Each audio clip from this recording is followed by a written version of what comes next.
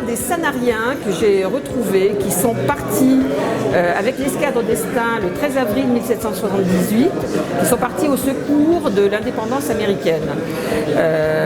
On avait recruté en fait 55 marins.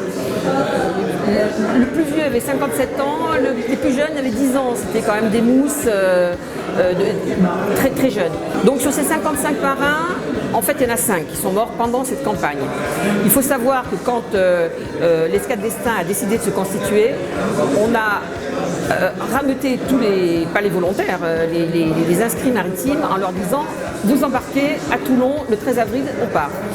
Donc ils arrivaient assez rapidement et ils ne savaient pas où ils allaient. Donc ils disaient au revoir à leur famille en disant peut-être dans quelques temps je reviens. Et c'est une fois en mer qu'on décachetait le pli du roi et là on leur apprenait qu'ils partaient en Amérique.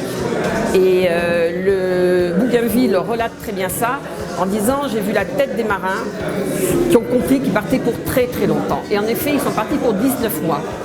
19 mois avant de revenir, retrouver leur famille, et encore quand ils revenaient soit à Rochefort, soit à Brest.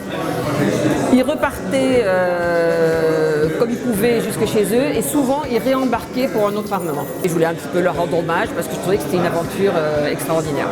Il y avait le grand-père de Michel Pacha qui faisait partie de ces marins. Michel Pacha a eu de son premier mariage des enfants. Il y a actuellement le comte de Pierdon qui est un descendant de Michel Pacha et il y a 2 autres filles. Ils peuvent prétendre faire partie de l'association des fils de la Révolution américaine.